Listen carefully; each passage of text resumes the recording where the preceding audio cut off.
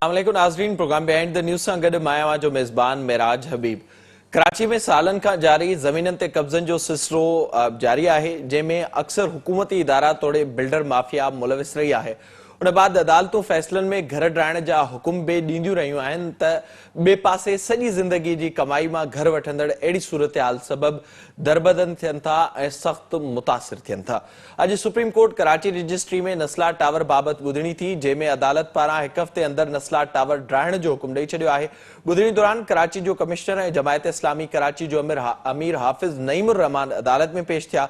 Chief justice Karachi जे commissioner खां सवाल कयो त केसिताईं इमारत ड्राइण जो अमल मुकमल थींदो। कराची कमिश्नर अदालत खे उन बाबति इहो ॿुधायो त को टाइम फ्रेम नथो ॾेई सघिजे। 200 माण्हू इन ते कमु करे रहिया आहिनि, जंहिं ते अदालत पारां इहो चयो वियो त इमारत हेठां खां किराइण जो तरीक़ो कहिड़ो हूंदो आहे। खिड़कियूं दरवाज़ा वग़ैरह किराईंदा 400 माण्हुनि खे कम ते लॻाए इमारत किराई वञे। अदालत कराची जे कमिश्नर खे हिदायत कई त नस्ला टावर जी इमारत हिकु हफ़्ते में किराए रिपोर्ट पेश कई वञे। जॾहिं त ॿिए पासे ॿुधणी दौरान हाफ़िज़ नईमुर रहमान चयो त सिंध सरकार खे मुआवज़ो ॾियण जो हुकुम ॾिनो वञे, जंहिं ते चीफ जस्टिस हाफ़िज़ नईमुर रहमान ते कावड़ जो इज़हार कंदे इहो चयो त तव्हांखे कहिड़ी दिलचस्पी आहे, हिते का बि सियासत हाणे न हलण ॾिनी वेंदी। जस्टिस काज़ी अमीन हाफ़िज़ नईमुर रहमान खे इहो बि चयो त तव्हां ॿुधो न त माय लॉर्ड छा चयो आहे। कोर्ट रूम में कंहिंखे बि सियासत जी इजाज़त न ॾिनी वेंदी। चीफ जस्टिस इन बाबति इहो पिणु चयो त अव्हां कहिड़ी ॻाल्हि करे रहिया आहियो, हाणे ई तव्हांखे तौहीन अदालत जो नोटिस जारी कयो वेंदो, तव्हां अदालत मां हलिया वञो। ताज़ो ई सुप्रीम कोर्ट पारां नस्ला टावर खे ड्राइण जो हुकुम ॾिनो वियो हो, जंहिं बाबति रहाइशी मुसलसिल एहतिजाज करे रहिया आहिनि, जंहिंमें सुप्रीम कोर्ट पारां रिमार्क्स में चयो वियो त नस्ला टावर जी ज़मीन कब्ज़ो थियल आहे, जॾहिं त टावर जे मालिक अदालत खे इहो ॿुधायो त हुननि वटि सभु इजाज़तनामा मौजूदु आहिनि। जंहिं बाद 2 ॾींहं पहिरियां ई अदालत पारां कमिश्नर कराची खे इहो हुकुम ॾिनो वियो त हाणे ई वञी नस्ला टावर खे ड्रायो वञे ऐं रिपोर्ट पेश कई वञे। जंहिं बाद 3 ॾींहंनि खां नस्ला टावर खे ड्राइण जो सिलसिलो बि जारी आहे, जंहिं बाबति काल्ह बिल्डरनि जी तंज़ीम आबाद पारां बि अॼु एहतिजाज जो सॾु ॾिनो वियो हो, जंहिंमें चयो वियो त कराची में हू को बि हाणे कमु न कंदा ऐं उन सूरत-हाल बाद अॼु शाम जो नस्ला टावर जे रहायशियुनि तोड़े आबाद मेंबरनि पारां नस्ला टावर अॻियां एहतिजाज कयो वियो, जंहिं दौरान कम में मुदाख़लत ते पुलिस पारां एहतिजाज कंदड़नि ते शेलिंग पिणु कई वई, जंहिंमें केतिराई माण्हू ज़ख़्मी पिणु थिया आहिनि। नस्ला टावर जे रहायशियुनि जो मुसलसिल इहो सवाल आहे त हुननि जो इन सॼे मामले में आख़िर ॾोह कहिड़ो आहे। अदालत पारां नस्ला टावर ड्राइण जो हुकुम ॾिनो वियो, जॾहिं त बिल्डर या हुकूमतूं इन बाबति पैसा ॾियण लाइ तयारु न आहिनि। इन सूरत-हाल में उन्हनि माण्हुनि जो आख़िर ॾोह कहिड़ो आहे जिन ज़िंदगी जी कमाई मां घर ख़रीद कयो, उन्हनि जी को ॿुधण लाइ हिन वक़्तु तयारी न आहे। ॿिए पासे अॼु सुप्रीम कोर्ट कराची रजिस्ट्री में फ़ौजी ज़मीनुनि ते कमर्शियल सरगर्मियुनि बाबति केस जी ॿुधणी थी, जंहिंमें बचाव वारे सेक्रेटरी पिणु पेश थियो। चीफ जस्टिस सेक्रेटरी खां पुछाणो कयो त छा थी रहियो आहे, अवां मिलिट्री लैंड ते सिनेमा ऐं रहायशी प्रोजेक्ट हलाए रहियो आहियो। बचाव वारे सेक्रेटरी जो इहो चवणु हो त हथियारबंद फ़ौज फ़ैसिलो कयो आहे त कमर्शियल सरगर्मियुनि जी इजाज़त हाणे न ॾिनी वेंदी। चीफ जस्टिस जो चवणो त जेको कुझु थी वियो उन जो छा थींदो, कीअं उनखे ठीकु कयो वेंदो, जंहिं ते उनजो इहो पिणु ॿुधायो वञे त कमर्शियल सरगर्मियूं ख़तमु करण जी पॉलिसी छा आहे। 3 हथियारबंद फ़ौजियुनि जे सरबराहनि जी सही थियल रिपोर्ट ऐं पॉलिसी पेश कई वञे। चीफ जस्टिस बचाव वारे सेक्रेटरी खे इहो पिणु चयो तव्हां इस्लामाबाद में वियो था, पर हिते वेठल हिकु कर्नल ऐं मेजर खे कंट्रोल नथा करे सघो। जस्टिस गुलज़ार इहो पिणु रिमार्क्स में चयो त हाउसिंग सोसाइटियूं ठही रहियूं आहिनि, दिफ़ाई मक़सद कहिड़ा आहिनि। कॾहिं कॾहिं लॻे थो त अदालती हुकुम जी मज़ाक उॾायो पियो वञे। उन पारां इहो पिणु चयो वियो त अस्करी फोर्सिस इहे जेके वॾा वॾा इश्तिहार लॻाया आहिनि, समूरनि अस्करी हाउसिस ते सोसाइटियूं ठाहियूं वयूं आहिनि, अवां इन बाबति छा करे रहिया आहियो। चीफ जस्टिस इहो पिणु चयो त ॿुधायो वञे त छा शादी हाल ऐं सिनेमाऊं दिफ़ाई मक़सदनि लाइ इस्तेमालु थींदियूं आहिनि। दरख़्वास्त ॾींदड़ अंबर अली भाई जो इहो पिणु चवणो त कंटोनमेंट बोर्ड मुसलसिल ज़मीन जी हैसियत तब्दील पियो करे।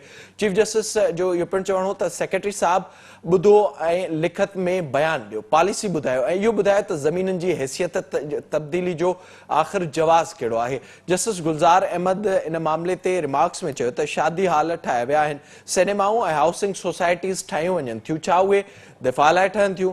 चीफ जस्टिस इहो पिणु चयो त समूरा अस्करी प्रोजेक्ट छावणीअ जी ज़मीन ते ठहियल आहिनि। बचाव वारे सेक्रेटरी उन बाबति इहो जवाबु ॾिनो त हुननि फ़ैसिलो कयो आहे त मुस्तक़बिल में ईअं न कयो वेंदो, जॾहिं त जस्टिस काज़ी अमीन पारां इहो चयो वियो तव्हां इहो चई रहिया आहियो त जेको कयो वियो उहो सभु ख़तमु करणो पवंदो। चीफ जस्टिस इहो पिणु चयो त इस्लामाबाद में जेके वेठल आहियो उहे इहो नथा ॿुधाए सघो त हिते हिकु कर्नल ऐं मेजर बादशाह बणियल आहे, हू जेको चाहे उहो थी वञे थो। चीफ जस्टिस पारां इहो पिणु चयो वियो त समूरनि सर्विसिस चीफ खे ॿुधायो त मिलिट्री लैंड कमर्शियल मक़सदनि न पर स्ट्रेटेजिक मक़सदनि लाइ इस्तेमालु थींदी आहे। जहिड़े त जस्टिस गुलज़ार अहमद रिमार्क्स में इहो पिणु चयो त मसरूर बेस क्यामाड़ी ऐं फैसल बेस खे बि कमर्शियल कयो वियो आहे। चीफ जस्टिस रिमार्क्स में वधीक चयो त साइन बोर्ड हटाइण जो चयो त उन पोयां वॾियूं वॾियूं इमारतूं ठाहियूं वयूं। अदालत सेक्रेटरी खां लिखत में जवाब तलब कंदे इन बाबति ॿुधणी 3 नवंबर ताईं मुलतवी करे छॾी आहे। पाण इन्हनि अॼु ॿिन्ही अहम ॿुधणियुनि बाबति बि प्रोग्राम में ॻाल्हाईंदासीं, नस्ला टावर जे मामले बाबति बि ॻाल्हाईंदासीं। मूंखे इन वक़्तु वीडियो लिंक ज़रिए जॉइन कयो आहे, पाण अर्बन प्लानर आहिनि, इन्हनि मामलनि ते गहरी नज़र रखनि था, मोहतरम जनाब मोहम्मद तौहीद साहब thank you so much for joining. ऐं ॿिए पासे मूं सां गॾु फोन लाइन ते मौजूद आहिनि कानूनी माहिर आहिनि, तजर्बेकार आहिनि शोआब उस्तो साहब। तौहीद साहब, मैं आपसे शुरुआत करूंगा, थोड़ा सा नाजरीन के लिए ये बताइएगा, ज़ाहिर है एक तो नस्ला के हवाले से हमने देखा जो 3 दिन पहले भी समाअत हुई थी और उसमें जो जिक्र हुआ था कमिश्नर कराची को जो कहा गया था उसने उस पर अमल भी किया और आज फिर से उसको कहा गया है कि जो नेक्स्ट हियरिंग है उस पर आकर आप रिपोर्ट जमा कराएंगे इस हवाले से कि क्या हुआ अब तक नस्ला का, उसका काम तेजी से जारी है और उसको गिराने का जो सिलसिला है वो शुरू हो चुका है। थोड़ा सा नाजरीन के लिए ये आगाह कीजिएगा कि जो नस्ला टावर की जमीन है ये दी किसने, बिल्डर ने कौन से सोर्सेज इस्तेमाल किए और उस वक्त हुकूमत किसकी थी, ये चीजें थोड़ी सी नाजरीन के लिए क्लियर कीजिएगा प्लीज। देखिए, सबसे पहली चीज तो ये कि ये जमीन जो है वो सिंधी मुस्लिम कोऑपरेटिव हाउसिंग सोसाइटी के पास से होती हुई बिल्डर के पास पहुंची और इसमें जो मेन इशू है वो एक 20 फीट का स्ट्रिप है अलोंग शारा फैसल, जो कि पहले किसी वक्त में 1960s के करीब एक प्रपोजल था जिसके तहत ये था कि ये हिस्सा शारा फैसल में शामिल होना था, लेकिन वो नहीं हुआ। जब नहीं हुआ तो बाद में उस वक्त जो चीफ कमिश्नर कराची थे उन्होंने ये जमीन जो है वो सिंधी मुस्लिम हाउसिंग सोसाइटी को दे दी और उसके बाद फिर ये जमीन जो है वो बिल्डर को मिल गई। अच्छा, इसमें जो तमाम अगर हम कानूनी तकाजों की बात करें तो जो एनओसीज होते हैं और कानूनी तकाजे हैं वो तमाम पूरे हुए हैं और इदारों ने बहरहाल जो है वो एनओसी दिया है। अब यहाँ पर सबसे अहम सवाल ये है कि देखें, एक तरफ जुडिशरी हमारी जो है वो ये कहती है कि नस्ला टावर को जो है वो गिरा दिया जाए, बम से उड़ा दिया जाए वगैरह वगैरह, लेकिन दूसरी तरफ देखना यह है कि वो इदारे जो इदारा इसमें एनओसी के देने में मुलव्विस है, इंक्लूडिंग सिंधी मुस्लिम कोऑपरेटिव हाउसिंग सोसाइटी, उनमें से किसी को भी बुलाकर उससे नहीं पूछा जाता कि आपने अगर ये खिलाफ कानून काम किया तो क्यों किया या हम आपको भी ये सजा देंगे, ऐसा कोई सिलसिला सामने नहीं आ रहा, जिससे शहर कराची में अदलिया का ये तासुर आ रहा है कि ये सब गिरा दो वाली पॉलिसी है और यानी कि जो कानूनी इदारे हैं उनसे पूछताछ नहीं की जा रही, जिसकी वजह से अवाम में इस्तराब और इश्ताल पाया जाता है। अब सर थोड़ा सा ये भी आगाह कीजिएगा, ज़ाहिर जो आपने सूरत हाल सामने रखी उस पर इस वक्त लोग भी एहतजाज कर रहे हैं। अब ये जो जमीन दी गई थी जो आपने 60s की बात की, उसके बाद जो एनओसी मिला था सिंधी मुस्लिम से या फिर दूसरे इदारों से, वो कब मिला था इस बिल्डर को, और साथ ही ये भी बताइएगा कि क्या सिर्फ मामला नस्ला टावर का ही है, उसकी जमीन का ही है, या फिर उसके इर्द गिर्द जो इमारतें बनी हुई हैं उनका भी मसला हो रहा है। देखें, सबसे पहली चीज तो ये कि कमोबेश आपका जो है पिछले कोई 6-7 साल में ये नस्ला टावर जो है ये बनना शुरू हुआ और हमारे सामने ये बना, तो इस दौरान में जब ये बन रहा था अगर ये खिलाफ कायदा और खिलाफ कानून था तो सिंध बिल्डिंग कंट्रोल अथॉरिटी भी इसी शहर में मौजूद है, केडीए भी इसी शहर में मौजूद है, सिंधी मुस्लिम कोऑपरेटिव हाउसिंग सोसाइटी का ऑफिस उसके बिल्कुल नजदीक है, इसी तरह दीगर कानूनी इदारे मौजूद हैं। कानूनी इदारों की मौजूदगी में, रियासत की मौजूदगी में, कमिश्नर कराची और डीसीज की मौजूदगी में ये बिल्डिंग ना सिर्फ बन जाती है बल्कि आगे जो बिल्डर होता है वो इसको आगे भेज भी देता है। और बज़ाहिर इसके डॉक्यूमेंट भी कंप्लीट होते हैं। तो ये सिलसिला तो कभी नहीं रुकेगा अगर इस पैटर्न पे हम चलें। पहली बात ये। दूसरा जो आपका सवाल है कि जिसमें आपने पूछा है कि अगर इस नस्ला टावर को गिरा दिया गया तो इस तरह की कमोबेश कोई 1 दर्जन से जायद बिल्डिंग ऐसी निकलेंगी जो इसी स्ट्रिप वाले यानी कि कानून के मुताबिक जो है वो इलीगल और जो है गैर कानूनी और गैर रस्मी शुमार होंगी, और उनकी तरफ भी फिर ये बिल्डोजर बढ़ेगा। ऐसा नहीं है, ये सिलसिला रुकने वाला नहीं है। तो इसमें यह कि हमें कोई दरमियानी रास्ता देखने की जरूरत है कि हम दरमियानी रास्ता क्या देख सकते हैं जिससे शहर की भी सूरत हाल बेहतर हो और इस तरह के मामलात को भी जो है वो हैंडल किया जा सके। सर फिर आप थोड़ा सा ये भी बताइएगा, जो मामलात इस वक्त तक सामने आ रहे हैं, आप क्या बाज़ाब्ता तौर पर कोई ऐसी चीज आपके सामने अब तक आई है कि जो रहायशी वहां के, जिन्होंने अपने पूरी जिंदगी जो भी उनके पास था, बहुत से ऐसे हैं जिन्होंने देकर वो वहां पर घर खरीदे, उनको क्या दिया जा रहा है, या फिर बस उनको निकाल के जबरदस्ती और गिराने का सिलसिला शुरू हुआ है? फिर जब वो एहतजाज कर रहे हैं तो फिर देखिए, उस वक्त भी नस्ला शेयरिंग हो टावर रही है? एक बार अगर टूट जाता है, जी बिल्कुल, नस्ला टावर अगर एक बार टूट जाता है तो उसके बाद जो साबका रवायात हैं उससे हमें ये लगता है कि इनको कुछ नहीं मिलेगा, कोई मुआवजा नहीं मिलेगा, या मुआवजा मिलेगा तो वो फिर जो रियासती इदारे हैं उनकी टर्म एंड कंडीशन पे मिलेगा। मार्केट रेट के मुताबिक कम से कम इनको जो है वो मुआवजा नहीं मिलना है। हाँ जी, बिल्कुल सही था चओ था त इहो वाकई हिकिड़ो ॾुखियो फ़ैसिलो हुयो ऐं इन में जेको सभ खां वधीक नुक़सानु थियो आहे उहे वीचारा जिन इहो पंहिंजा फ्लैट्स ख़रीद कया हुया, कुझु त जिन फ्लैट्स विकियो उन्हनि खां ख़रीद कया हुया, उहो मारिजी त वीचारा उहे विया, उन्हनि उहे बेघर बि थी विया, उन्हनि जी सॼी जेका पंहिंजी ज़िंदगीअ जी जेका जमा पूंजी उहा बि बर्बाद थी वई। ऐं इन खां अलावा हाणे हिकिड़ो अजीब क़िस्म जी बेयकीनी वारी सूरत हाल आहे ऐं अफ़सोस सां इहो चवणो थो पवे त उहो जेको बिल्डर आहे उहो मौजूदु आहे, उनजे ख़िलाफ़ का कार्रवाई कोन थी आहे, उनखे त फौरन जेको आहे सो उनजे ख़िलाफ़ कार्रवाई थियणु घुरिजे आहे। जिन उन्हनि खे इन बिल्डर खे इहा परमिशन ॾिनी ऐं इहो जेको नस्ला टावर आहे उहो तव्हां ॾिसो त मेन रोड ते आहे। पाकिस्तान जी जेके 2-3 वॾा हिकिड़ा मशहूरु रोड आहिनि उन्हनि मां हिकिड़ो रोड इहो आहे कि तव्हां लखनि जी तइदाद में गाॾियूं डेली लॻंदियूं आहिनि, छाकाणि त एयरपोर्ट जो रस्तो बि इहो आहे, शहर जी शहर अॻु आहे, उते इहा बिल्डिंग ठही आहे।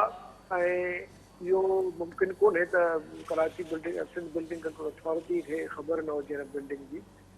सो इहा जेका मिली भगत थी आहे, इन मिली भगत ते बि जेको आहे सो कोर्ट सगोरीअ खे हिकिड़ो पंहिंजो सख़्तु क़िस्म जो ऑर्डर करणु घुरिजे आहे। जीअं हमेशह जे लाइ जितां जो जेको जड़ आहे हिन सॼे फसाद जी, हिन सॼी बुराईअ जी, उहो आहे बेसिकली उहे जेके इदारा जिन जो कमु आहे हिते रेगुलेशन्स खे इन्फोर्स करणु, उहो ई बज़ाते ख़ुदि हिन माफ़िया सां मिली ऐं अहिड़े क़िस्म जूं इमारतूं ठाहिनि था जिन सां वीचारो जेको आम शहरी जेको ख़रीद थो करे इहो सम्झी त शायदि इहा हिकिड़ी कानूनी तौर ते पास थियल बिल्डिंग आहे।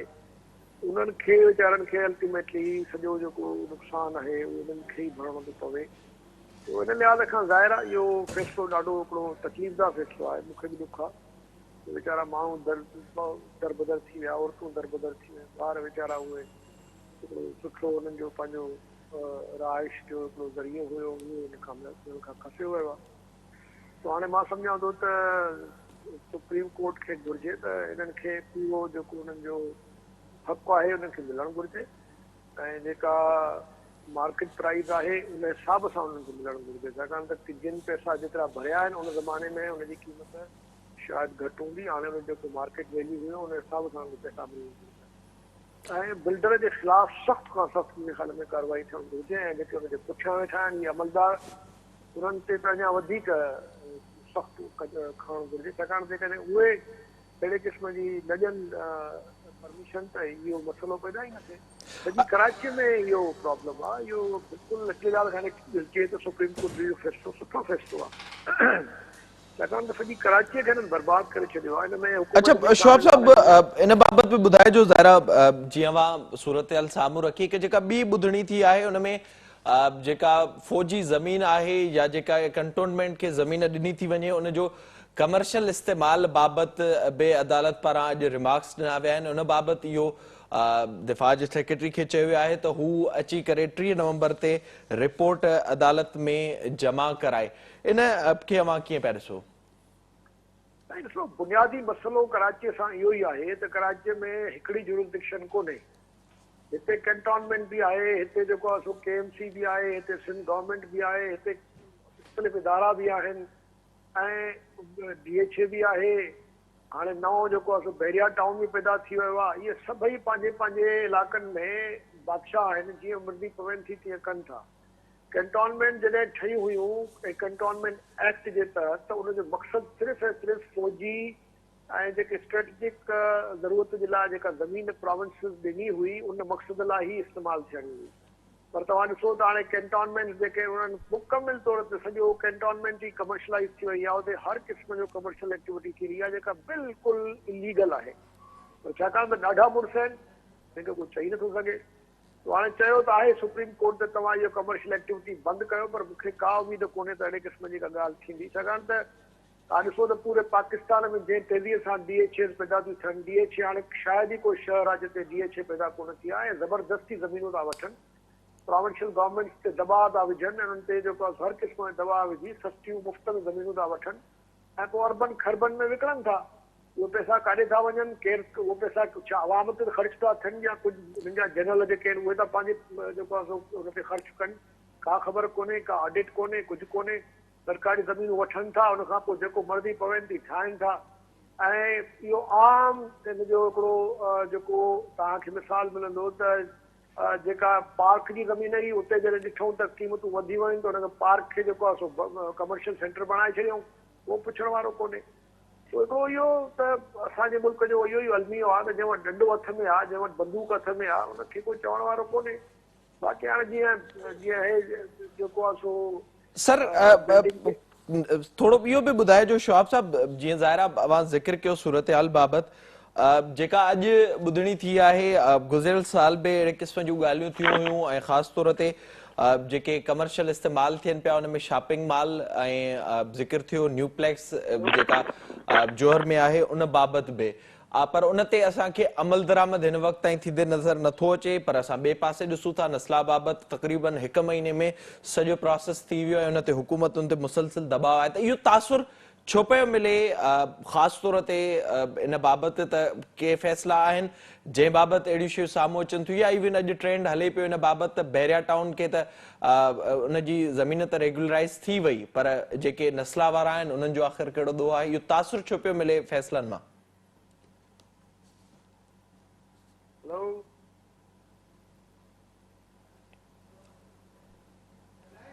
आवाज़ अचे पियो तव्हांखे शहाब साहब? हाणे अचे थो, हाणे तव्हां ॻाल्हायो त अचे थो। हुन खां पहिरियों तव्हां जेको चयो मूं न ॿुधी सघियो। सर मां इहो पियो चवां त इन खां अॻु में बि अदालत इहो चई चुकी हुई मिलिट्री लैंड बाबति, गुज़िरियल साल बि इन बाबति ॿुधणी थी हुई।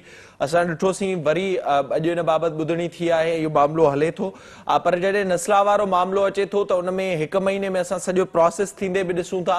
अॼु इहे बि सवाल माण्हुनि पारां उथारिया विया आहिनि त बैरिया टाउन खे त रेगुलराइज़ कयो पियो वञे ऐं उते त मामिलो सिधो थी थो वञे, पर जॾहिं नस्ला टावर वटि मामिलो अचे थो त उनखे ड्राथो थो वञे। इहो फ़ैसिलनि मां तासुर छो पियो मिले?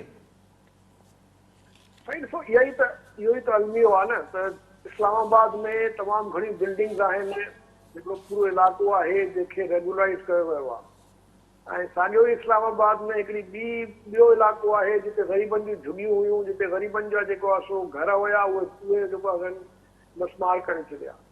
साॻिए तरीक़े सां कराची में बि तव्हां ॾिसो त हिकिड़ी इहा नस्ला टावर आहे, इहा त केरनि था, पर हिन सां गॾोगॾु बि तमामु घणियूं ॿियूं जेके कब्ज़ा आहिनि ऐं जेको गैर क़ानूनी इस्तेमालु थियो आहे ज़मीननि जो, जे ख़ासि तौर ते कैंटोनमेंट्स में ऐं ॿियनि इलाइक़नि में, उहो उन ते त छा थी सघियो आहे? कुझु बि कोन थी सघियो आहे। सुप्रीम कोर्ट केतिरा ई ऑर्डर पास कया त फलाणो जेको इलाइक़ो आहे उहो जिते जेको आहे सो पावरफुल इदारनि जेको आहे पंहिंजा इलीगल कंस्ट्रक्शन्स कया आहिनि उहे ख़तमु कया वञनि, उहो बि ख़तमु कोन थियो आहे। ऐं हाणे तव्हां अंदाज़ो कयो त हिते जेके फ़ौजी अॾा आहिनि, उन्हनि फ़ौजी अॾनि में जेको आहे सो शादी हाल बणिजी विया आहिनि। हाणे हिन खां वधीक ॿी कहिड़ो अलमियो थी सघे थो? दुनिया जो को अहिड़ो मुल्क आहे जिते तव्हां जेको आहे फ़ौजी अॾनि में एयरफोर्स बेस ते ऐं मुख़्तलिफ़ अॾा जेके आहिनि उते जिते हसास इलाइक़ा आहिनि जिते अंदरि बि कोन वञी सघंदो आम शहरी, उते तव्हां वञूं था ऐं हिकिड़ो पूरो इलाइक़ो जेको आहे कमर्शलाइज़ लॻो पियो आहे। हाणे इहो छा थो चई सघिजे? ज़ाहिर आहे उहो असांखे थींदे नज़र अचे थो। वॾी महिरबानी अव्हांजी शौब साहब प्रोग्राम में वक़्तु ॾियण जे लाइ।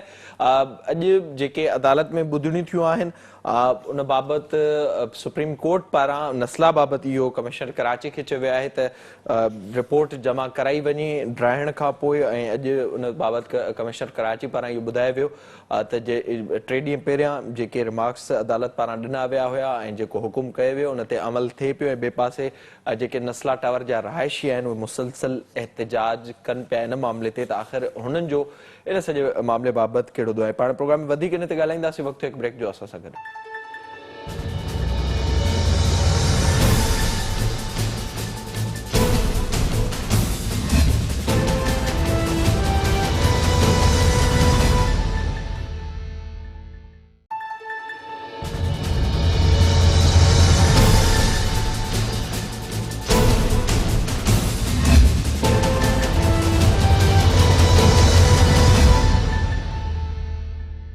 वेलकम बैक नाज़रीन।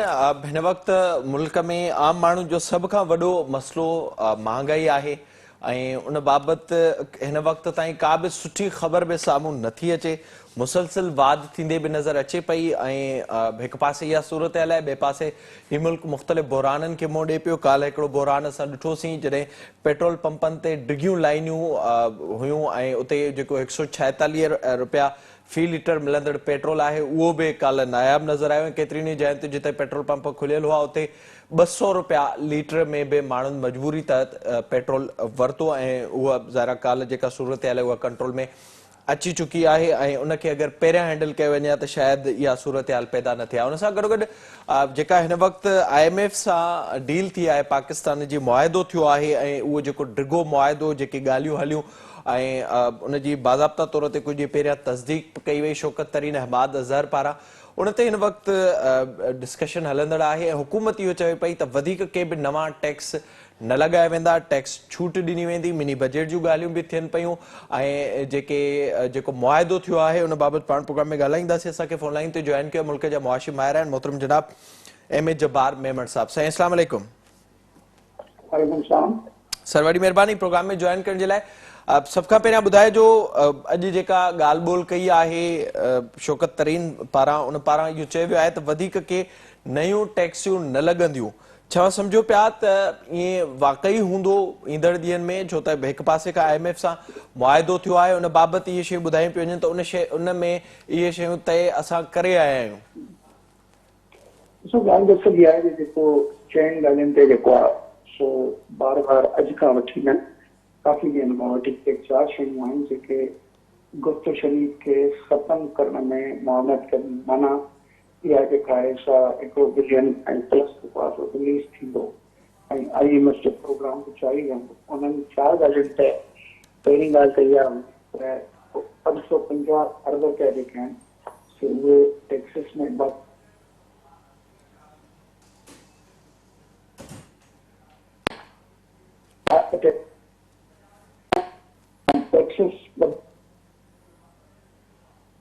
जेके ऑलरेडी ॾिनल आहिनि, जेको हक़ीक़त में पाकिस्तान में जेके एग्ज़ेम्पशन्स आहिनि उन जा इक्वलेंट जेकॾहिं असां एक्सपेंडिचर में ॾिसूं त उहे 1500 अरब रुपया आहिनि।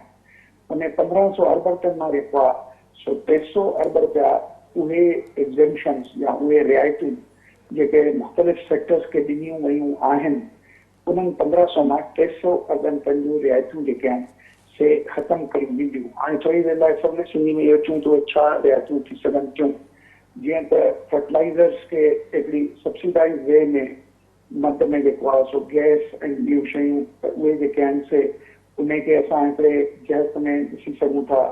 ॿिए तरफ़ स्टेशनरीज़ ऐं जेके बुक्स एंड आर्टिकल्स आहिनि उन्हनि ते जेको आहे सो काफ़ी आहिनि। टे तरफ़ जेके बि प्रोजेक्ट्स आहिनि उन्हनि प्रोजेक्ट्स खे वॾी कंसेशन मिली आहे ऐं उन खां अलावा हिकिड़ो कस्टम शेड्यूल में हिकिड़ो सेक्शन 5 आहे।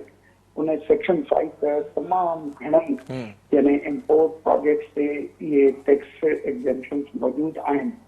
शायदि इन्हनि मां हिकिड़ा जेके आहिनि से मुंहिंजे पंहिंजे ख़्याल में 1500 न पर उन जो 5 हिसो शायदि एग्ज़ेम्पशन्स ख़तमु कयूं वेंदियूं ऐं उन खां पोइ जीअं IMF जेको आहे सो चयो आहे त भई किथे तव्हां 17% था लॻायो, किथे 10% GST आहे, किथे 0 आहे, किथे ख़ासि क़िस्म जी जेका आहे सा फिक्स GST आहे।